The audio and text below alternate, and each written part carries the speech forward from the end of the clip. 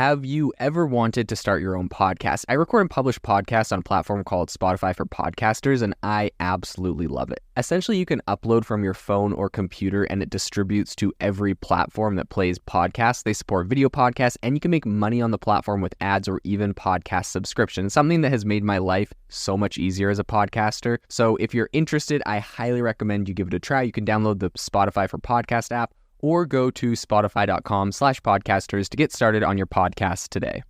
Meta is changing how they are labeling AI-generated content, and this is all coming on an election year in the United States. A lot of people have a lot to say. Now, I will be the first to admit I'm part of a Facebook group called AI-generated images people think are real, and sometimes it's kind of funny to scroll through there and see all of these AI-generated images that are clearly fake, but all the comments on them are people saying, oh my gosh, I can't believe this or that. There's all sorts of really funny things that you can find there. Also, highly recommend the group. That being said, at the same time, I do feel bad a lot of times for some of these people that are duped into thinking these images are real. People's grandparents that just don't understand what's happening in technology. It can be a little bit alarming for them, I'm sure. So I do understand where Facebook's coming from and Meta's coming from with this, and I think it's interesting how they plan on rolling this out. So all of this is expected to essentially increase the amount of AI-generated imagery that's labeled on Meta's platform. They don't have, specific numbers on how much synthetic data versus authentic data is currently on the platform, right? I'm sure even if they did, I don't know if they would want to say that, because at the same time, my big question on all of this is do they label ads? Because pretty much all ads, whether it's AI generated or not, is highly edited and highly fake. So what level are we calling AI generated? What level are we calling this is just a Facebook filter? I think there's a bunch of interesting gray areas that are going to come on this, although I do understand the ideas for transparency on authenticity and making this legitimate.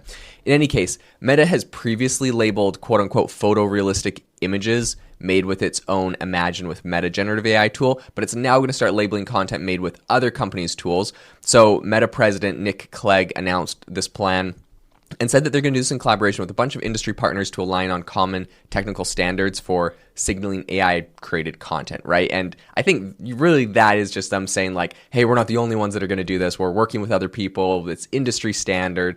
One thing I do think it's interesting here is that the new labeling they're going to start doing is going to roll out, they said, quote, in the coming months. So this is coming pretty quick. This isn't something they're announcing. It's way down the pipe.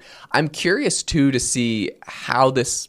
There's a lot of interesting aspects of this. One of them being, we know that OpenAI itself tried to come up with a tool that could label AI-generated text, and they failed, shut that thing down after 7 months, even though they literally created ChatGPT and should be the ones that know this the best. I'm curious to see if Meta tries coming up with an AI model essentially that can detect AI-generated photos, or if they're just going to kind of police it, you have to self-report, and if you don't, there's consequences. So this is going to be applied in all languages when they first roll it out, and it's going to be supported by each app, right? So they have Facebook, Instagram, WhatsApp, and they said that they're going to have a focus on election calendars to inform the rollout on different markets. This is so interesting. They're going to be labeling these. It seems like this has a lot to do with elections specifically, which is very interesting. So Meta relies, of course, on some detection methods, including visible marks or invisible watermarks and metadata embedded in their own generative AI technology to label synthetic data and images. But this is specifically for their own tools they've created, right? They have their own image detection, so they can put metadata in there. They can put invisible watermarks. The one thing I'll say, metadata, that one's easy to dupe. You just screenshot something and now the metadata's changed. Invisible watermarks, I think, is a good method. I think it's going to be a bit of a cat and mouse game because this is only really going to work if you're using a AI generating model that supports invisible watermarks, right? So if you're using Imagine by Meta, it'll put an invisible watermark. Pretty much they'll have certain pixels and things in the image that you can't even see when you're looking at it, but they'll be able to know. But if you go use something like Midjourney, they won't have it. Now, maybe Midjourney will get pressured to add it, but the reason that I think that can't be relied on alone is because there's so many open source models that inevitably people are going to be able to create anything they want without these watermarks. People will create these models. So It only really works if you have the big ones. Maybe that will cut down on a majority because most people will use the most popular ones. But anyways, I just think that's something to be aware of. What I will say is right now Meta is working with a bunch of different AI companies to develop some what they're calling common standards for identifying generative AI content. And that, that's obviously AI generated stuff from tools, from like Google, OpenAI, Microsoft, Adobe, Midjourney, Shutterstock, Meta. All of those, their tools are essentially trying to detect from all of those people. Of course, like I mentioned, there's still the open source question. So, and okay, one other thing on the open source question. I know there's a lot of people that are like, oh, open source is dangerous. You got to shut that down as well. This is not realistic. And I think it's not good for freedom on the internet. So there's also that issue. So anyways, that's a whole nother conversation. But all that being said, AI generated videos and audio are currently really hard to detect and label because, of course, there's not a lot of watermarking. There's all of the different issues. We all know, right? Like I've been duped by some tricks on AI generated content before. So, even Meta right now, they require that users posting photorealistic AI generated videos or realistic sounding audio have to disclose if it's AI generated or not.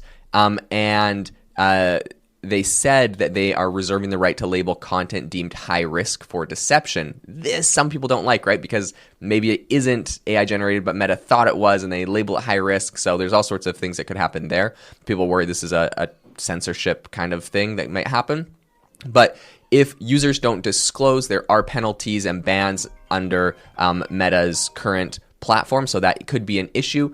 So the oversight board called for Meta to essentially address this, and it's going to be very interesting to see how this actually rolls out. But right now, the effectiveness of Meta's AI detection systems and the overall impact of these initiatives on the prevalence of, AI generated content is kind of unclear, but it's going to be interesting to see how they work with this and to see how they actually try to essentially shut down or at least notify people when there's this AI generated content on their platform. Definitely a story we'll continue to follow as we continue in the future.